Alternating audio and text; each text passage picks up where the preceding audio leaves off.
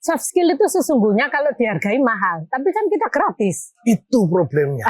Dari mana? Organisasi. Tidak cukup yang dibutuhkan Jawa Timur infrastruktur saja, tetapi perubahan SDM-nya. UMKM Jawa Timur itu nomor 1 juga loh, nasional. UMKM-nya ya? UMKM Jawa Timur nomor Jadi 1. Jawara terus ya Jawa Timur. Jawara. Tapi saya sebetulnya ya kalau belajar dari sejarah Jawa Timur, ini pernah menjadi kerajaan yang besar. Ya, betul. Dibanding daerah lain, Majapahit. apa yang nggak muncul? Kawan-kawanku se-Jawa Timur, terutama anak muda, karena memang eranya bonus demografi, hari ini 56%, Mas. 56% pemuda Jawa Timur mendominasi.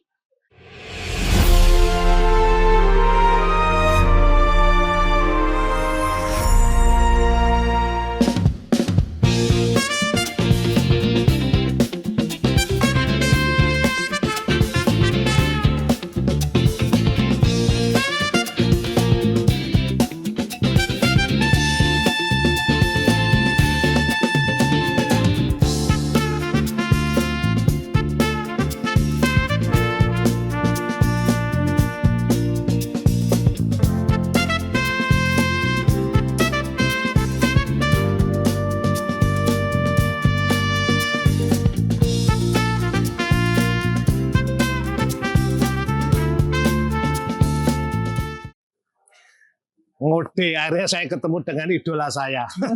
Sehat Mbak Ani? Alhamdulillah, harus sehat dan tetap semangat. Itu yang penting. Mbak Ani Maslakah, Iya. Komisi B dari PKB, lulusan UNESA, UNER, Iya. sekarang sekolah lagi. Ya, mohon doa restu. Pastilah. Peningkatan kapasitas, Iya. dan ini menjadi tuntutan. Mbak ngobrol ekonomi, soalnya Iya. kan saya ini apa ya, walaupun aku orang komunikasi, seringkali kan belajar ekonomi. Jawa Timur itu kan pertumbuhannya kan cukup bagus. Excellent. Tapi kenapa banyak orang miskin kan Iya. Benar, paradoks ada sekali. terjadi paradoks. Apa yang terjadi? Iya, perlu saya sampaikan ya kepada masyarakat, kita sangat survive loh ya. Pertumbuhan ekonomi saat ini kita di angka 5,33%. 5,33 ya? 5,33, sementara nasional 5,11%. Dan menyenangkannya, kita tertinggi se-Jawa. Jadi Jakarta, Oh, kalau luar Indonesia, Jakarta, kalau Indonesia, nasional kita nomor 2, setelah nasional, Jakarta. Tapi di Se-Jawa. Banten, DKI, Betul. di Jawa Istimewa Barat, Jawa Banten, Tengah oke. lah kira-kira kayak gitu, kita nomor 1. Oke. Tetapi ironisnya, kemiskinan kita juga nomor 1. Apa yang Di atas Jawa Tengah, Jawa Barat. Kira-kira. Ya, memang sementara hipotesa saya ya, setelah kami turun ke beberapa dapil, beberapa daerah di antara 38 kabupaten kota se-Jawa Timur, faktor utamanya disparitas, Mas. Saya melihat kesenjangan, mulai dari kesenjangan antara wilayah, terutama wilayah Tapal Kuda, daerah timur. Tapal Kuda itu mulai Pasuruan ke timur. Situbondo ke timur sampai Kecuali Banyuwangi. Banyuwangi. Karena progresnya Ya, sangat ya, luar biasa ya. ya. Setelah dipegang oleh Pak Anas itu kita akui. Yang kedua, Madura. Atau kebalik, Madura. Hampir Blok M ini ada 4 kabupaten. Mendominasi kemiskinan di 1, 2, 3. urutan Hari ini kemiskinan tertingginya di Sampang. Sampang. Keduanya Bangkalan. Ketiganya Sumeneb. Dengan kultur Madura, padahal orang Madura itu hebat-hebat. Ya, kemarin kita sempat dalami pertanyaannya, apakah ini hanya permainan angka, statistik, BPS agar bantuan sosial, charity banyak di sana, ataukah memang kondisi faktualnya sedemikian? Padahal pemerintah Jawa Timur sudah 17 tahun lalu memberikan jembatan merah, itu kan bukan tanpa sebab. Salah satu penyebab adalah untuk new debt istilahnya Jawa Timur, agar terjadi pengembangan atau ekspansi pertumbuhan ekonomi, investasi dan lain-lain. Setelah 17 tahun hasilnya? Faktanya masih. Per hari ini itu tadi yang saya sampaikan. Yang kedua, disparitas kota desa. Kemiskinan kita ini kan per hari ini di angka 9,83%. 9,83% itu 12,8 sekian persennya itu kota, desa. Desa, oke. Sementara di kota 5 sampai 6. 5 sekian persen. Kemiskinannya. Kemiskinan. Hanya segitu, oke.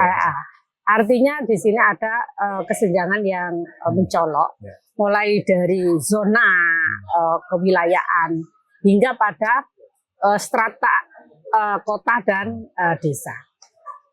Itu salah satu penyebab.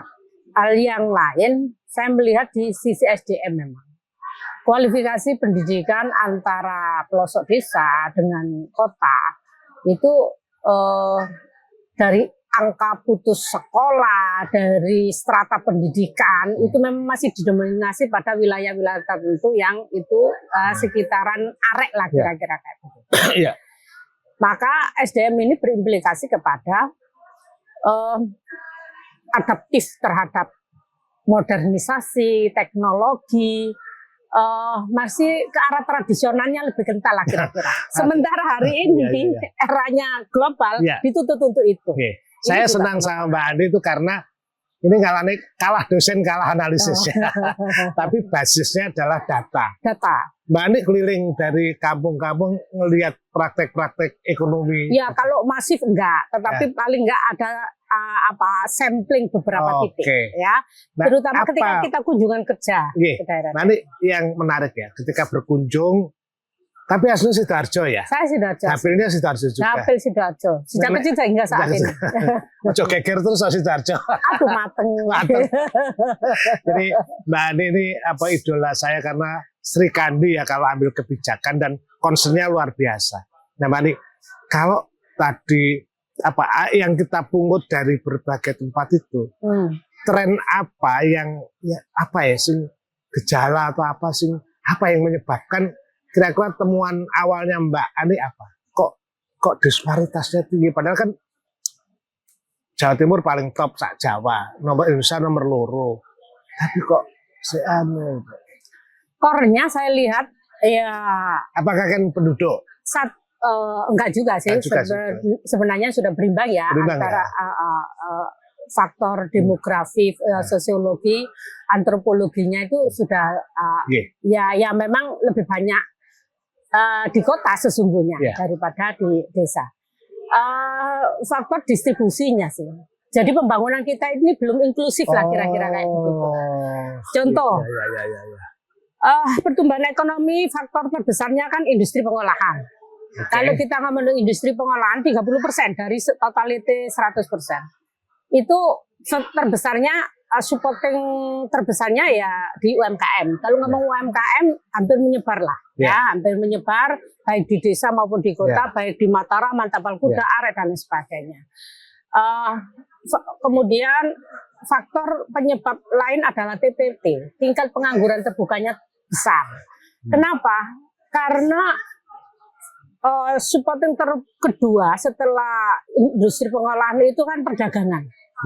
Perdagangan dari 38 kabupaten kota kita masih berkutat pada 5 kabupaten aja. Di mana, Mbak? Surabaya, Sidoarjo, Gresik, Malang, Kediri. Karena di sana ada gudang garam. Yang saat ini pemusatannya hanya pada sekitar 5 kabupaten. Inilah menyebabkan TPT juga semakin tinggi. Nomor 3, supporting pertumbuhan itu dari sektor pertanian, peternakan, perkebunan. Yang itu memang ada di desa. Memang iya, rekrutmen tenaga kerja, serapan tenaga kerja terbesar, itu tingginya dari sektor primer saya sebut. Itu sektor primer tertinggi. Tetapi pada sisi pendapatannya, itu nomor 3. Terbesarnya kita ini adalah perdagangan ini banyak pola modal, istilahnya investasi modal. Penyerapan tenaga kerja belum berimbang. Mbak, ini pengusul ya. Karena saya itu juga suka ya, Cak Imin itu kan idenya kan sama-sama Gajah Mada ya Cak Imin tadi. Sama-sama. Maksud saya ketika dulu itu kan membuat ide daripada duit menggumpal, dikirim aja ke otonomi. Nah kalau itu ide itu dilakukan di Jawa Timur kan keren, Pak. Iya, itu yang sentra misalnya Trenggalek, di Gedano Dalane sekitar Ponorogo jadi 1. Kemudian di Jember Lumajang. Jadi satelit itu. Ini aku usul aja, Mbak. Sebenarnya itu juga sudah dilakukan ya oleh Jawa Timur. Cuman memang Sudah atau belum? Berkeadilannya ini loh yang masih belum. Iya, iya. Proporsionalnya Jadi belum proporsionalnya itu masih belum. Makanya kemudian saya nyatakan tadi pola pembangunan kita itu belum inklusif, belum merata. Iya, Gitu. iya, belum pemerataan Jadi, tadi ya. konsepnya. betul. Maka itu juga berpengaruh kepada ketika kue pembangunannya belum merata, infrastruktur juga akan berpengaruh. Infrastruktur juga menjadi faktor kenapa disparitas tinggi. Iya, karena tidak bisa merata tadi, Mbak. Iya, karena infrastruktur terkendala tentu untuk distribusi logistik. Karena investor kan pasti butuh yang lancar-lancar aja, yang mudah untuk menurunkan dan menaikkan barang kira-kira kayak begitu. Saya beberapa hari lalu kan ketemu Burudi yang punya produk bumbu-bumbu sambel. Itu kan bagus ya. Nanti kapan Mbak Anus ke sana lah ketemu. Sri Kandi juga sama penjaringan, cuma beda perjuangan. Nah, ngambil tiwul dari Ponorogo misalnya. Kasarannya ya, di sana tuh sak ndeliku 3.000, mungkin iso 30.000. Iya betul. Karena jarak. Ya kan kalau aksesnya tapi kan yang dapat bukan orang Ponorogo, tapi dari perjalanan. Nah, itu loh, Mbak. Bukan sumber. Itu sebenarnya sumbernya. Ya, satu di antara menjadi yang perlu dipush lah ya, bukan kelemahan karena sudah berusaha untuk itu. Packaging kan menjadi hal yang penting juga, karena orang mau beli itu lihat mukanya dulu, baru dalamnya kira-kira gitu. Kalau dalamnya enak, betul. Ini sudah merambah ke sana sih kita, bahkan ekspor sudah, sehingga itulah salah satu menjadi faktor pendorong kenapa UMKM Jawa Timur itu nomor 1 juga loh nasional. UMKM-nya ya? UMKM Jawa Timur nomor 1. Jawara terus ya Jawa Timur. Jawara, kita ada 8 komoditi menjadi buffer stock. Iya. Yang itu bisa dijadikan industri olah, mulai dari padi, gula, garam, ikan, ternak-ternak itulah, telur, tembakau, kopi termasuk. Ya. Ada 8 lah komoditi. Hanya, nah ini nyambungnya dengan tadi itu. Masyarakat kita perlu ditingkatkan, di-upgrade lagi skillnya, bagaimana dari off-farm menjadi on-farm. Dari off-farm menjadi on-farm. Jadi dia tidak hanya bertani, tetapi bagaimana bisa melakukan diversifikasi atas hasilnya. Burudi ini kan melakukan diversifikasi. Bahkan belum ngambil yang hilir aja. Hilir, ya betul. Bagaimana dari hilirnya ini bisa berkembang, maka tentu perlu intervensi pemerintah, pelatihan. Nah, inkubasi ini menjadi penting. Inkubasi ekonomi yang salah satunya Pentahelix itu kan salah satunya ada akademisi. Di Jawa Timur sudah punya itu, bekerja sama dengan beberapa perguruan tinggi termasuk UNER kalau nggak salah, ada UB dan lain sebagainya untuk meramu itu Mas. Bagaimana dari off-farm menjadi on-farm. Sehingga ya itu tadi lagi-lagi petaninya, peternaknya, pekebunnya bagaimana sama-sama bisa naik kelas kira-kira kayak gitu. Tidak hanya pemodalnya. Burudi ini kan pemodalnya dari 3.000 menjadi 30.000. Awalnya dari ini SDM ya. Menariknya Burudi itu paham betul caranya nyambel, lombok piro, sehingga ketika dia jualan dia tesnya tahu dan bertahan lama. Jadi konsepnya ini menarik ya pemirsa, konsepnya Mbak Ani itu pelan-pelan harus kita terjemahkan, dan saya berharap bahwa kepala dinas UMKM, koperasi, perdagangan pikirannya kok meletik kayak Mbak Ani gitu loh. Jadi aja mau produksi tok, tapi sampai terakhir. Jadi kita ini memang produktivitasnya itu hebat. Sampai 8 komoditi menjadi buffer stock loh Mas, nasional loh. Artinya kita berlimpah. Tetapi dalam hal mengelola sampai menjadi barang jadi, ini yang perlu di-upgrade. Contoh porang. Porang. Porang ini kan salah satu. Harganya waktu itu kan kalau porang itu dijual mentahan hanya 7.000, 10.000. Tetapi kalau diolah menjadi beras 1 kilonya 1,50. Coba, berarti butuh intervensi apa? Pabrik. Maka BUMD harus lakukan kemitraan, kira-kira kayak begitu. Gugup sudah janji sih, Nah ini, tapi belum nah, realisasi. ini menarik Gugup mungkin juga lihat. Iya, belum Ada- lagi Mas, belum Iya. lagi. Ngomong porang aja dulu kita. Belum lagi. Ketika menjadi kosmetik, lalu sekarang ini pertanian itu tidak hanya untuk Makanan, makan loh. iya, tapi juga Sekarang untuk kosmetik, kesehatan, untuk kesehatan, kimia, farma. ya, ya, Kan ya. begitu sekarang. Obat juga, ya. Herbal, Ya. kan obat herbal. Ini yang di era teknologi modern ini yang perlu dikejar oleh Jawa Timur. Karena asetnya ada. Ya, saya itu kan Etos kerjanya tinggi loh masyarakat kita ada itu. satu makanan yang saya suka, namanya tales. Salah, tahu, Ya, tahu. hampir mirip itu. Ya, pokoknya bote, tales. Tapi Ah, ini kan enak. Tapi aku tuku Mbak ya. Kok murah gitu. ya. Saya Sekarang bisa dibuat cake. Hmm. Nah, jadi bagaimana tales itu tidak ini tales Mas. Ya, sudah. Ini, Lanjut. ini tales. Bote to iku. Iki tales Oh, sendiri iki. keliru ya, keliru. Ini tales. Kalau dijual kayak begini, mungkin ini gak sampai 2.000 1.000. Satu piring ini mungkin 1.000-2.000. Iya. Tetapi kalau dijadikan cake, roti, Ya.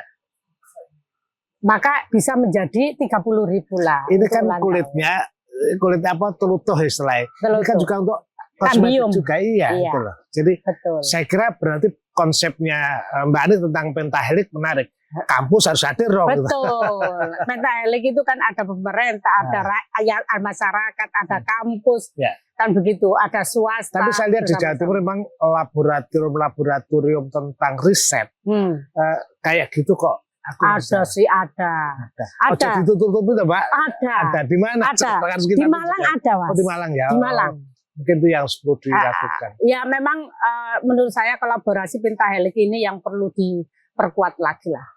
Diskusi saya dengan Mbak Ani ini menarik karena beliau paham banget soal ekonomi dan sumber daya manusia, apalagi faktor keracyatannya itu.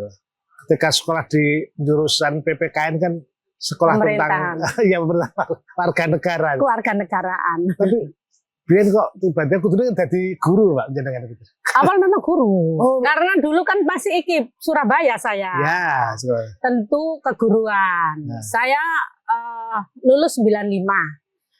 Masuk 91. Jadi berarti aku tuwek tenan Mbak ya. iya ya. Aku sama siji ngajar. Oh ya. Di tahun 92 saya ngajar madrasah Mas. Dulu itu kan kuliahnya pagi, madrasah siang. Oh, jadi dari muda udah aktif sudah. Udah ya. ngajar. Ketika 95 hingga 2004 saya ngajar di Semea. Sekolah menengah ekonomi atas. Atas. SMK saya gitu. Ya betul di SMK. Karena kebetulan saya ada background aktivis terutama di Nahdlatul Ulama. Ya. Kala itu pernah lah ketua IPPNU sampai tingkatan Sek. provinsi lah Kalau kira-kira kayak gitu. zaman muda ini top lah. Ah. Arung ngatakan tukang demo ya kayak. Itu menjadi modal sosial. Akhirnya 2004 saya di 99 ada PKB saya direkrut kemudian nyaluk mulai 2004 hingga Gus saat Dur ini. ya waktu itu ya. Pak Matori. Pak Matori masih Pak Oke. Matori. Ya. Nah, jadi naluri panggilan untuk gaya perkara ngene iki kan menyenangkan ya ketemu rakyat, ketemu. Iya, sederhana di organisasi kemasyarakatan itu kan memang berhubungan dengan masyarakat, melayani kira-kira ya. Tetapi kan kita masih dengan apa ya, skup yang kecil. Ya, tapi beruntung loh di Jawa Timur. Maka itu menjadi modal bagi saya. Beruntung untuk di Jawa bisa Timur tuh ada NU dengan muslimatnya, fatayatnya. Itu kan jadi ajang untuk berlatih dan Betul. apa semacam itu. sangat efektif. Hai. Sangat. Ini teman-teman ini tiru beliaunya itu. Karena soft skill itu sesungguhnya kalau dihargai mahal, tapi kan kita gratis. Itu problemnya. Dari mana? Organisasi. Oh. Iya kan, itu soft skill itu. Dan itu Karena kita bisa ngomong, kita bisa ruangan kampus kan terbatas kan. problem solving. Ya, Ketika ruang di- kampus di Jadi ketika menjadi terbatas. muslim, Belum lagi takut dengan dosennya, kan begitu. dosen ini medeni.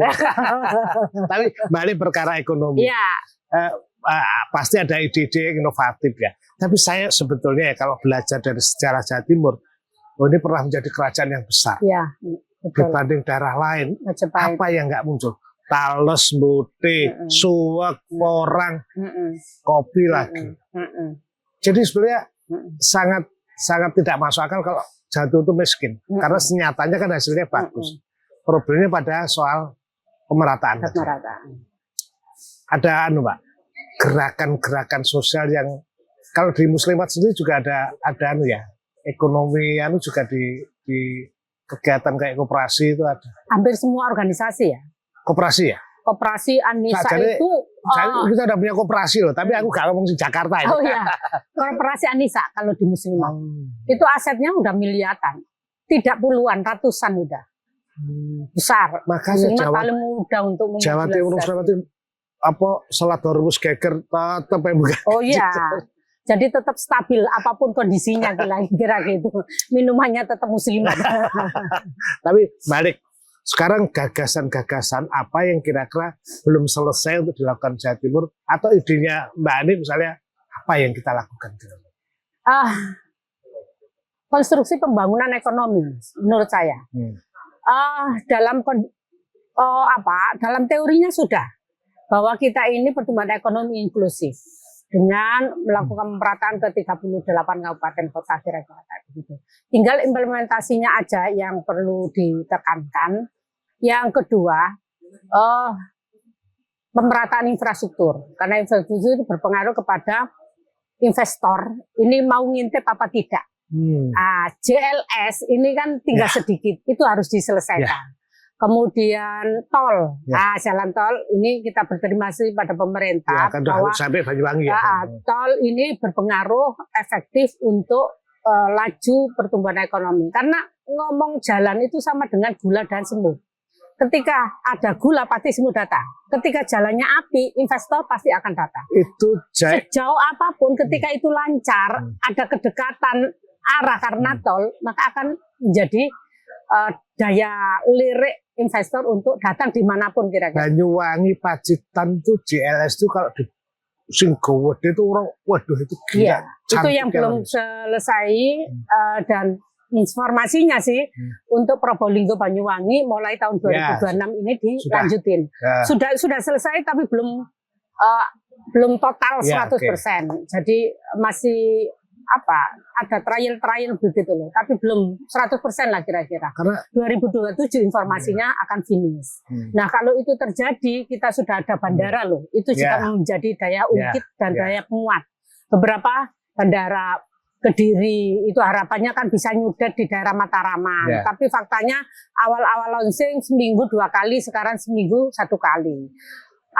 Artinya apa? Belum bisa ngungkit benar adanya bandara. Sebetulnya kalau lihat kenapa? Ya karena tol menuju sana masih belum tuntas. Itu juga berpengaruh. Makanya menurut hemat saya infrastruktur ini menjadi prioritas lah ya. Tapi sebenarnya kan gubernur sih kan sudah memulai melangkah ya waktu itu harus selesaikan ya. Kan dengan misi dagang Jawa Timur itu kan juga cukup kita apresiasi lah apapun. Betul. Salah satunya strategi yang harus dilakukan untuk Jawa Timur agar terjadi balancing antara pertumbuhan dengan kemiskinan.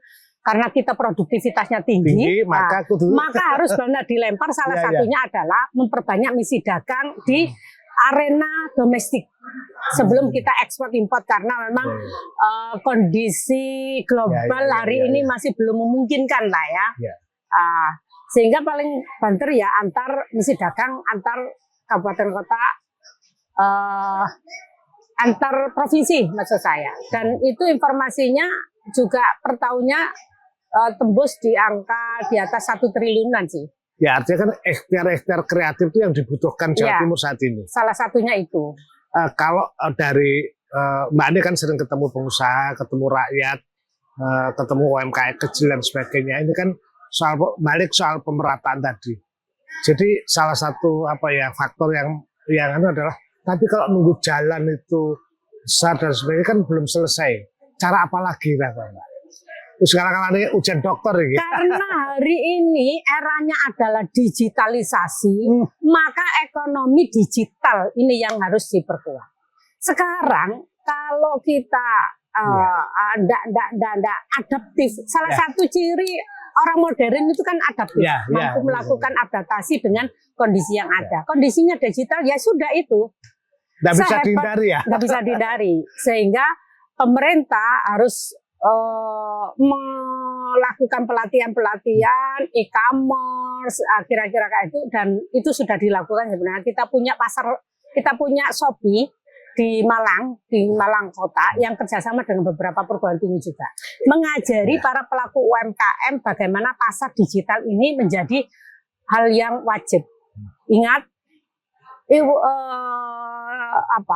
kontribusi PDRB terbesarnya nasional 90% itu dari pelaku UMKM. Nah, kalau itu digencar pola pasar dari tradisional ke pasar digital, ya hampir banyak selesai lah kira-kira untuk menyelesaikan kemiskinan bawah tadi. Ya. Contoh konkret gini, kemarin saya itu ada tamu, orang yang pernah saya bantu sekarang pernah ikut saya lah, sekarang masuk P3K di kantor. Ternyata di sela-sela libur hari raya kemarin, dia punya tabungan luar biasa. Saya tanya, apa? Jualan, Mas. Melalui apa? Ya memanfaatkan TikTok, Facebook, 5 platform digital inilah. Tanpa diajari siapa. Artinya SDM ini menjadi penting. Ya, pemirsa, menarik. Tadi saya semoga Bu Ani menjawab bahwa jembatan baru itu namanya digital. Digital. Ternyata betul. Tidak cukup yang dibutuhkan Jawa Timur infrastruktur saja, tetapi perubahan SDM-nya. Sekarang itu loh, Mbak, luwe wong mau mudeng nek biyen kan nunggu bakso kok gak liwat-liwat. Sekarang sudah cukup pakai aplikasi GoFood. Terus omah, ngechat dan sebagainya. Enggak usah takut enggak punya pembantu. Ya, jadi kita memang itu tadi dagang nggak perlu butuh modal, harus punya tenan atau toko, harus mempersiapkan, enggak, cukup bahan bakunya apa, aplikasi, dia lebih banyak live misalnya kayak gitu, selesai, dan itu banyak dilakukan.